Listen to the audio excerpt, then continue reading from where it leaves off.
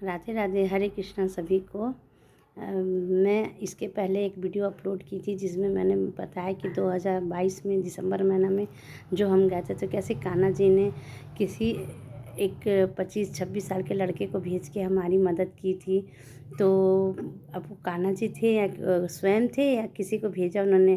भगवान तो स्वयं उतर के नहीं आते हैं, किसी के ज़रिए ही आपकी मदद कराते हैं। तो शायद उसके ज़रिए ही हमारी मदद हुई थी। ये मैं आपको दूसरी सच्ची घटना बता रही हूँ जो 2023 जनवरी की है।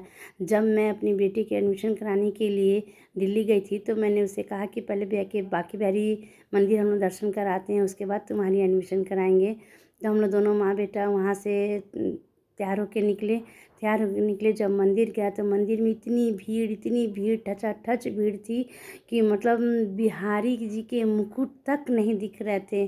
और मैं मंदिर में घुसते ही मुझे इतना रोना आने लगा कि मतलब वो दिख ही नहीं रहे थे, कैसे दर्शन करूँ। और मेरे बेटे ने मेरी हाथ पकड़ी हुई थी, मैं उसे हाथ छुड़ा के आगे भाग रही थी कि ताकि मैं उनका दर्शन कर सकूं, लेकिन उसने मेरा हाथ नहीं छोड़ा। बोला नहीं, मैं तुम्हें नहीं छोड़ूंगा, नहीं तो हम लोग अगर बिछड़ जाएंगे तो इतनी भीड़ में मिल नहीं पाएंगे। क्योंकि मेरी मोबाइल भी उसी के पास थी और एक ही जगह दोनों मोबाइल होने के कारण मेरे पास मोबाइल हाथ में नहीं था कि अगर हम अलग भी हो जाते तो हम लोग मिल पाते फ़ोन के ज़रिए।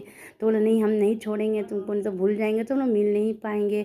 इसके चलते वो ठेला ठेली से हम लोग चलने का तो दूर, ठेला ठेली से ही हम लोग बाहर निकलते जा रहे। जब मैं रोई जा रही हूँ। जब दरवाजे के पास हम लोग पहुँचने लगे तो मैं रो के बोली कि बिहारी जी, इतनी दूर से आई हूँ, लग रहा है इस बार आपका दर्शन भी नहीं होंगे मुझे। और मैं ये बोल के रोते मैं जब निकलने लगी तो पीछे मुड़ के एक बार देखी तो देखी कि अचानक से एकदम खाली, इतना खाली हो गया वहाँ पे मंदिर।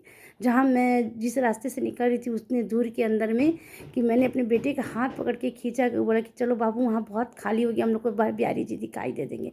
और दौड़ के हम लोग गए और वहाँ पे जब खड़े हुए तो जो रेलिंग से नीचे तक मतलब केवल मुंडी दिख रहे थे, केवल मुंडी। गोस्वामी जी से लेके सारा आदमी कोई नहीं दिख रहा था, केवल उनका मुंडी दिख रहा था। बिहारी जी तो दूर की बात है।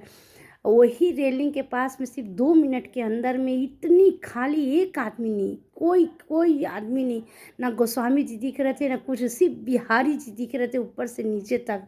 और मैं मन में सोच रही थी, बाबू को बोलती, बाबू एक भी कितना खाली हो गया, बिहारी जी कितना अच्छे से दर्शन दे रहे हैं ना, आओ देखो।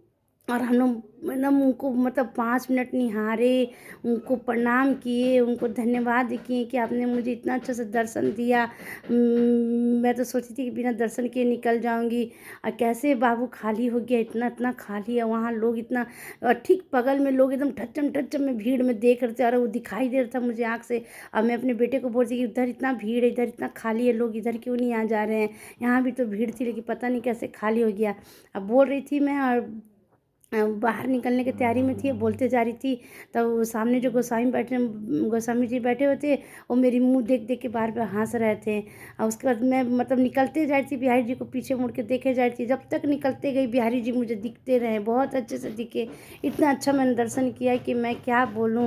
ये बिहारी जी की ही चमत्कार थी जिन्होंने मेरे आंसुओं को देख के अपना दर्शन दिया। इसलिए मैं उन पर अटूट विश्वास करती हूँ कि अगर जो उनको मन से याद करता है वो उनकी मुरादें ज़रूर पूरा करते हैं। अगर आपने मेरी वीडियो को पहले वाली वीडियो को भी नहीं देखा हो तो आप मेरी वीडियो को लाइक और सब्सक्राइब जरूर करिएगा। मैं अपने जीवन की एक से एक चमत्कार आपको बताऊंगी जो कि मैंने जब पहली बार गई थी तो मैंने बिहारी जी से कहा था कि आप मुझे कुछ दो या न दो, अपने दरबार में हर 2-3 महीने में मुझे बुलाना। और ये सच्चाई है कि 2022 से लेकर 2023 तक में भगवान ने मुझे 6 बार अपने दरबार में बुलाया और 6 बार एक से एक घटना हुई जो मैं आपको 6 कहानी तो ज़रूर सुनाऊंगी। इसलिए आप मेरे चैनल को लाइक और सब्सक्राइब जरूर करिएगा। हरे कृष्णा, राधे राधे सभी को।